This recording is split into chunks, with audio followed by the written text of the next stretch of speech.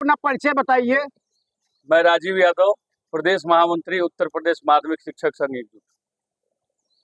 किस विद्यालय में कार्यरत है? मैं पडरौना कुशीनगर जिले के उदित नारायण इंटरमीडिएट कॉलेज में ही जागृति का प्रवक्ता हूँ।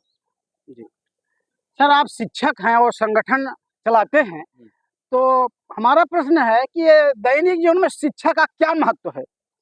बिल्कुल, दैनिक जीवन में शिक्षा का महत्व वही है। शिक्षा व्यक्ति के व्यक्तित्व का विकास करता है और शिक्षा के माध्यम से जो है व्यक्ति शून्य से शिखर तक पहुँच सकता है।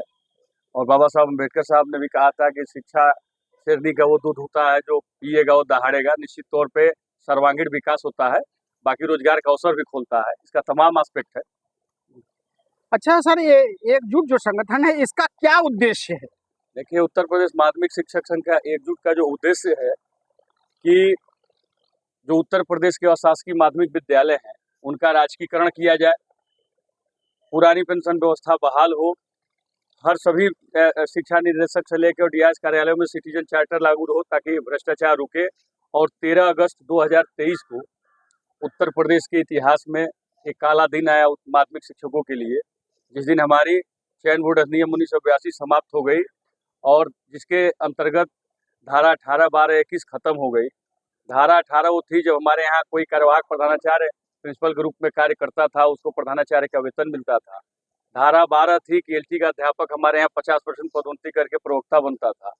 और धारा 21 थी कि भाई किसी शिक्षक की सेवा सुरक्षा हुआ करती थी, बिना चयन बोर्ड की पूर्वानुमति के किसी शिक्षक को कोई सेवा जाती नहीं थी। अभी पूरी व्यवस्था ही समाप्त कर दी गई है और नए जो शिक्षा सेवा आयोग बना है इसमें इस तरह की कोई भी चीज़ है नहीं। तो नया शिक्षा जब तक राजकीकरण न हो जाए तब तक नए शिक्षा सेवा आयोग में ये भी हमारा प्रयास है कि ये सारी जो व्यवस्थाएं हैं तो उसमें जुड़ जाएं, धारा 18, 12, 21 जैसी व्यवस्था उसमें भी आ जाए। चलिए, अगर ये उद्देश्य आपके नहीं पूरे होते तो आप क्या क्या करेंगे? बिल्कुल, शिक्षा निदेशक को घेरेंगे। बार बार धरना हम लोगों ने दे दिया, आज कार्यक्रम भी तय होगा और आज अभी प्रस्ताव भी सदन में आएगा। मुझे पूरा भरोसा है शिक्षा निदेशक को घेरेंगे, वो नहीं मानेंगे, लगातार धरना प्रदर्शन करेंगे, वो भी नहीं होगा तो विधानसभा घेरेंगे। इसकी जरूरत हुई तो जेल भी जाने की नौबत आएगी, जेल भी हम लोग जाएंगे, लेकिन अपने उद्देश्य की प्राप्ति जरूर कराएंगे। सर, राजनीतिक परिवर्तन होते रहते हैं लेकिन सामाजिक परिवर्तन नहीं हो पाते। अज्ञानता और अंधविश्वास बना रहता है। समाज में जागरूकता कैसे, अज्ञानता और अंधविश्वास कैसे दूर हो? देखिए, शिक्षा के माध्यम से ही होगा।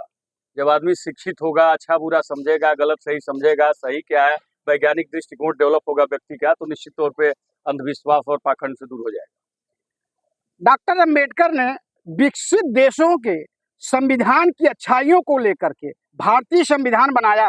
यदि भारतीय संविधान न होता तो आप क्या कर रहे होते? अब इस पर कुल मिला जुला के सही बात है कि जो कुछ भी आज हम लोग हैं संविधान की व्यवस्था के अंतर्गत ही हैं। जहाँ भी हम लोग हैं जिन पदों पे है, और भारतीय संविधान में व्यवस्था है किसी जाति धर्म और समुदाय के आधार पर किसी के साथ कोई भेदभाव नहीं किया जाएगा और जो व्यक्ति जिस योग्य होगा, जहाँ पहुँचना होगा वहाँ पहुँच जाएगा। इसलिए निश्चित तौर पर आज जहाँ भी हम लोग पहुँचे हैं संविधान की वजह से ही पहुँचे हुए। प्रश्न था कि अगर न होता आप क्या कर रहे होते? अब उसमें हाइपोथेटिकल इस क्वेश्चन का मैं जवाब नहीं दे सकता कि क्या कर रहे होते, पता नहीं क्या कर रहे होते, लेकिन ये है कि उसी की वजह से आज हम लोग सब जहाँ भी हैं निश्चित तौर पर पहुंचे हुए हैं। चलिए, धन्यवाद।